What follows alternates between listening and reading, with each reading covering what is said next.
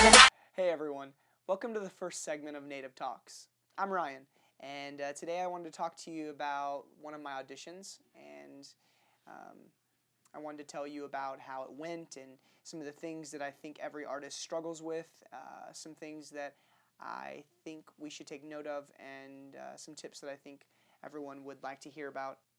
So yeah, let's get started. If you don't know who we are the Broke Losers. And what that means is that, we're kings. Straight up. Today has been something that I've wanted to share with all of you for quite some time. Today I had an audition for a feature film. It was pretty great. It got me a little nervous though, and so with that I wanted to kind of talk about that with all of you because, even it doesn't matter how long you've been doing this, no matter how long you've been playing this game, there is a certain level of nervousness or stress that you get right as you walk into that casting director's office. And it never seems to surprise me that the casting director's office is freezing. It's an ice bucket. It's terrible. Really, it's a cruel joke because, I'm a warm-blooded creature. And so when I'm in Florida, I live in the South for a reason. And when I go into these places and it's literally 45 degrees, I'm in a tank top, board shorts, flip-floppies. Though I have to say, never wear flip-flops to an audition. I didn't say that. Don't misquote me. It's crazy to be in an audition and, you're freezing cold. So right then and there, I always suggest when you get into your audition, you get into the waiting room, even if people are looking at you, drop down and get 50 push-ups just to, kind of get the blood flowing, get the mind, ready for the stress, because it's a stressful time.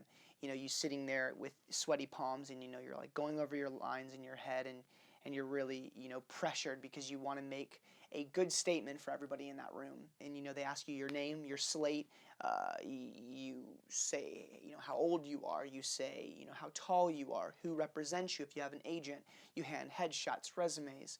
Hi, I'm Ryan. Oh, nice to meet you. Hats off, please. You stand on the X. There's always an X. It's blue sometimes. It's black sometimes. It's red sometimes. You stand on the X, you slate, you start reading your dialogue, and then all of a sudden, out of nowhere, you lose your line. And in that moment, right then, you have a choice. You have a choice to say, all right, I give up. I let all the practice that I've done for this role, I let all the character growth, all the development, I let it just slip me by, and I let it go. I failed. Or you choose to, in that moment of forgetting, that moment of, that time of silence where everybody in the whole room is staring at you. There is a camera on you. There's 4 people looking at you. The person you're reading with, they're all rooting for you. They're like, we want this kid to be a star. We want him to make us money. And you have forgotten your line, and everyone knows it. And for that split second, I choose to recover.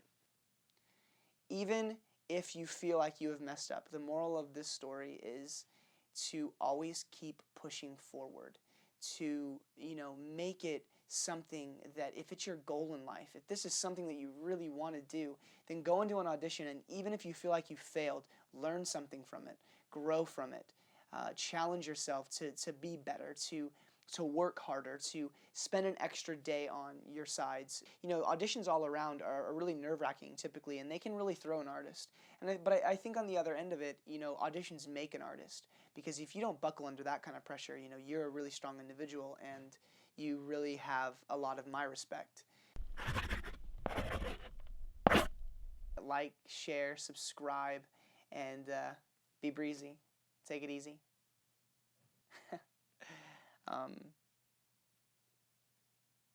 Yeah.